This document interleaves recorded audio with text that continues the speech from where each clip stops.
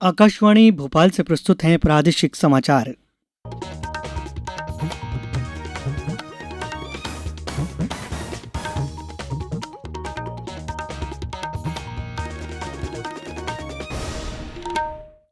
नमस्कार, समाचारों के साथ मैं रत्नेश सोनी। सबसे पहले इस बुलेटिन के मुख्य समाचार। प्रदेश में नगरीय निकाय चुनावों के प्रथम चरण का मतदान शांतिपूर्ण तरीके से संपन्न हुआ। 78% मतदान की खबर। प्रधानमंत्री फसल बीमा योजना का किसानों को लाभ देने के लिए कंपनियों को कार्य आदेश जारी किए गए। राजधानी के तुलसी मानस प्रतिष्ठान में बनेगा श्रीराम संग्रहालय। और मानसून की सक्रियता से प्रदेश के अधिकांश हिस्सों में बारिश की संभावना। अब समाचार विस्तार से। प्रदेश में नगरीय निकाय चुनावों के प्रथम चरण का मतदान शांतिपूर्ण तरीके से संपन्न हो गया। मिली जानकारी के अनुसार प्रदेश में कुल 78% मतदान हुआ। अंतिम आंकड़े आना अभी बाकी हैं। इसके पहले नगरीय निकाय चुनावों के पहले चरण का मतदान आज सुबह 7 बजे उत्साह के साथ शुरू हुआ। मतदान में दोपहर के बाद तेजी देखी गई। मतदान शाम 5 बजे तक चलता रहा। प्रथम चरण में 11 नगर पालिक निगम में महापौर पद के 101 अभ्यर्थी चुनाव मैदान में हैं। कुल 133 नगरीय निकाय में 2850 पार्षद के पद हैं। इनमें से 42 पद पर निर्विरोध निर्वाचन हो चुका है। शेष 2808 पद पर निर्वाचन होना है। इसके लिए 11,250 अभ्यर्थी चुनाव लड़ रहे हैं। सबसे ज्यादा 18,35,000 मतदाता इंदौर और सबसे कम 1,75,000 मतदाता खंडवा नगर पालिका निगम में हैं। नगरीय निकाय निर्वाचन के पहले चरण में आगरमालवा जिले की बड़ौद नगर परिषद के लिए आज हुए मतदान में शाम 5 बजे तक 87.93% मतदाताओं ने अपने मताधिकार का उपयोग किया। देवास जिले में नगरीय निकाय चुनाव 2 चरणों में संपन्न होगा। पहले चरण में आज नगर परिषद बागली, करनावद, हाटपीपलिया, लोहारदा, कांटाफोड़, सतवास, कन्नौद, खातेगांव, नेमावर में मतदान शांतिपूर्वक संपन्न हुआ। शुरुआती जानकारी के अनुसार जिले की 9 नगर परिषद में औसत 75% से अधिक मतदान हुआ। आकाशवाणी के गुना संवाददाता ने बताया कि करीब 63% मतदान हुआ। टीकमगढ़ जिले के बलदेवगढ़ में करीब 77.19 और खरगापुर में 77.18% वोट डाले गए। दतिया में लगभग 78.9%, बड़ौनी में करीब 59.4%, कटनी जिले के कैमोर में लगभग 54.1 और विजय राघवगढ़ पर नगर परिषद में तकरीबन 67.09% वोट डाले गए। बालाघाट जिले के वारासिवनी नगर पालिक परिषद में करीब 59% मतदान हुआ। रीवा नगरीय निकाय चुनाव में लगभग 69.04% मतदान की खबर है। अनूपपुर नगरीय निकाय आम निर्वाचन के प्रथम चरण के तहत अमरकंटक के नगर परिषद के 15 पार्षद पद के लिए मतदान निर्विघ्न संपन्न हुआ। शाम 5 बजे तक करीब 65.14% मतदान की सूचना प्राप्त हुई है। मुरैना जिले के 2 नगरीय निकायों अंबाह तथा पोरसा में मतदान शाम 5 बजे तक सुचारू रूप से हुआ। दोनों निकाय क्षेत्रों में लगभग 62.24% मतदान की खबर है। हमारे आकाशवाणी संवाददाता ने बताया है कि राजधानी भोपाल में 83% वोट डाले गए, जबकि औद्योगिक राजधानी 79% मतदाताओं ने अपने मताधिकार का प्रयोग किया। ग्वालियर में करीब 80%, वहीं जबलपुर में 75.90% मतदान हुआ। प्रधानमंत्री फसल बीमा योजना में इस वर्ष खरीफ और रबी के लिए किसानों की अधिसूचित फसलों का बीमा कराने क्लस्टर वार निर्धारित बीमा कंपनियों को कार्य आदेश जारी कर दिए गए हैं। कार्य आदेश के अनुसार किसानों द्वारा बोई गई फसल में परिवर्तन पर संबंधित बैंकों को 29 जुलाई तक अवगत कराना जरूरी है। किसानों को बीमांकन की अंतिम तिथि 31 जुलाई से 2 दिन पहले तक संबंधित बैंक से संपर्क कर बोई गई वास्तविक फसल की जानकारी अनिवार्य रूप से उपलब्ध कराना होगी। गौरतलब है कि प्रधानमंत्री फसल बीमा योजना खरीफ 2022 के लिए प्रदेश में नेशनल क्रॉप इंश्योरेंस पोर्टल पर भू अभिलेख के एकीकरण का कार्य किया जा रहा है। किसानों को समय पर सही पॉलिसी जारी करने के लिए इस पोर्टल पर जानकारी दर्ज होना जरूरी है। राज्य शासन ने प्रदेश के 2 शहरों इंदौर एवं भोपाल में होने वाली G20 समूह की बैठकों के दौरान अंतर्राष्ट्रीय प्रतिभागियों के प्रवास पर उनके सत्कार, आवास, सुरक्षा व्यवस्था के लिए मुख्य सचिव की अध्यक्षता में समन्वय समिति का गठन किया है।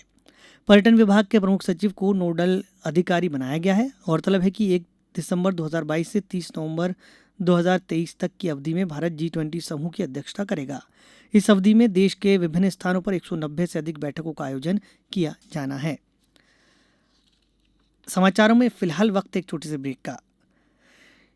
ये समाचार आप आकाशवाणी भोपाल से सुन रहे हैं। हमारे समाचारों को अब आप कभी भी और कहीं भी अपनी सुविधा के अनुसार सुन सकते हैं।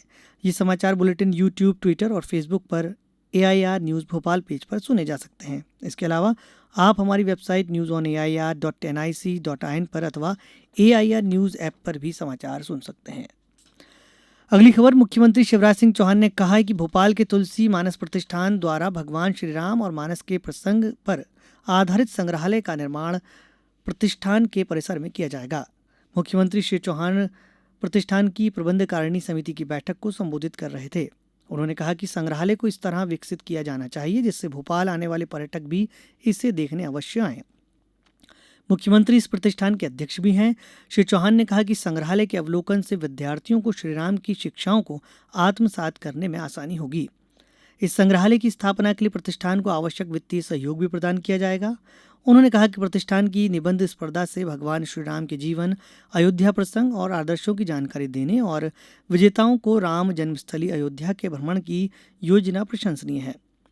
प्रतिष्ठान के कार्याध्यक्ष रघुनंदन शर्मा ने जानकारी दी कि समाज में समरसता के प्रसार के लिए रामचरितमानस के ज्ञान का प्रसार किया जा रहा है। समाज के वंचित वर्ग और शिक्षण केंद्रों में तुलसी मानस के प्रचार प्रसार के प्रयास किए जा रहे हैं। प्रदेश के महाविद्यालयों में स्नातक स्तर की प्रथम वर्ष की कक्षाओं में हिंदी विषय में सुंदरकांड के शिक्षण की शुरुआत हुई है। अब समय है अमृत महोत्सव क्विज का। आजादी के अमृत महोत्सव के अवसर पर हम अपने श्रोताओं के लिए क्विज यानी प्रश्नोत्तरी प्रतियोगिता चला रहे हैं। इसमें मध्य प्रदेश में स्वतंत्रता संग्राम, स्वतंत्रता सेनानियों, प्रदेश के इतिहास, भूगोल, पर्यटन स्थलों और अन्य घटनाओं से संबंधित एक प्रश्न हर बुधवार पूछा जा रहा है। इस बार का सवाल है, पूर्व प्रधानमंत्री अटल बिहारी वाजपेयी का जन्म स्थान कहाँ है?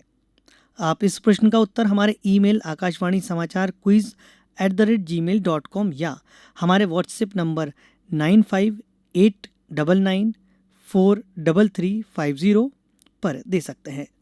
उत्तर के साथ अपना नाम, पूरा पता, मोबाइल नंबर और अपना एक फोटो जरूर भेजें। सही उत्तर देने वाले श्रोताओं में से भाग्यशाली विजेता का नाम अगले दिन गुरुवार शाम 7 बजे प्रसारित होने वाले समाचारों में घोषित किया जाएगा। इसके साथ ही विजेता का नाम और फोटो आकाशवाणी समाचार के सोशल मीडिया हैंडल्स पर भी साझा किया जाएगा।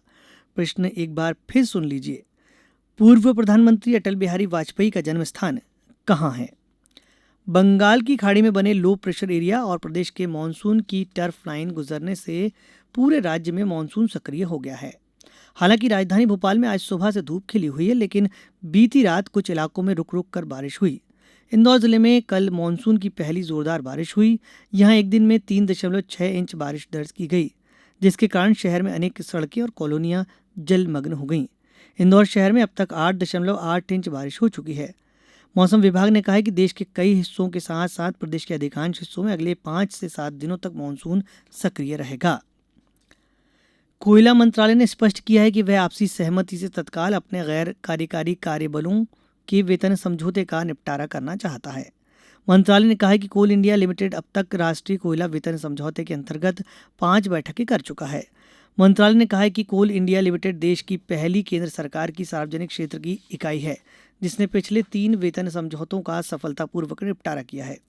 मंत्रालय ने कहा है कि कोल इंडिया लिमिटेड देश में कोयला क्षेत्र के महत्व को ध्यान में रखते हुए किसी तरह की हड़ताल को टालने के लिए अपने मजदूर संगठनों के साथ सौहार्दपूर्ण संबंध बनाए रखना चाहता है। प्रधानमंत्री नरेंद्र मोदी ने आज गुवाहाटी में अग्रदूत समाचार समूह के स्वर्ण जयंती समारोह का वीडियो कॉन्फ्रेंसिंग के जरिए उद्घाटन किया। उन्होंने इस अवसर पर अपने वर्चुअल संबोधन में कहा कि समाचार पत्र देश के लोकतंत्र को मजबूत करने में महत्वपूर्ण भूमिका निभाते हैं। अब कुछ समाचार संक्षेप में। प्रधानमंत्री नरेंद्र मोदी ने आज फोन पर दलाई लामा को उनके 87वें जन्मदिन पर बधाई दी। उज्जैन स्थित महाकालेश्वर मंदिर में श्रावण महोत्सव का आयोजन 17 जुलाई से 21 अगस्त तक किया जाएगा। अशोकनगर जिले में त्रिस्तरीय पंचायत आम निर्वाचन हेतु तृतीय चरण में जनपद पंचायत मुंगावली एवं चंदेरी में 8 जुलाई को होने वाले मतदान के लिए आज जिला कलेक्टर एवं जिला निर्वाचन अधिकारी श्रीमती आर उमा माहेश्वरी तथा प्रेक्षक अशोक कुमार शर्मा की उपस्थिति में मतदान दलों का तृतीय रैंडमाइजेशन निर्वाचन आयोग के सॉफ्टवेयर के माध्यम से किया गया। धार जिले के धामनोद थाना अंतर्गत मुंबई आगरा राष्ट्रीय राजमार्ग पर स्थित गणेश घाट पर आज सड़क हादसे में एक व्यक्ति की मृत्यु हो गई और 4 अन्य घायल हो गए, जिसमें 2 बालिका भी शामिल हैं। शहडोल से होकर गुजरने वाली दक्षिण पूर्व मध्य रेलवे के बिलासपुर मंडल की 18 रेल गाड़ियों को तीसरी रेल लाइन और विद्युतीकरण कार्य के चलते 7 से 20 जुलाई तक के लिए रद्द कर दिया गया है। इसी के साथ इस बुलेटिन में ये समाचार समाप्त हुए। हमें दीजिए अनुमति। नमस्कार।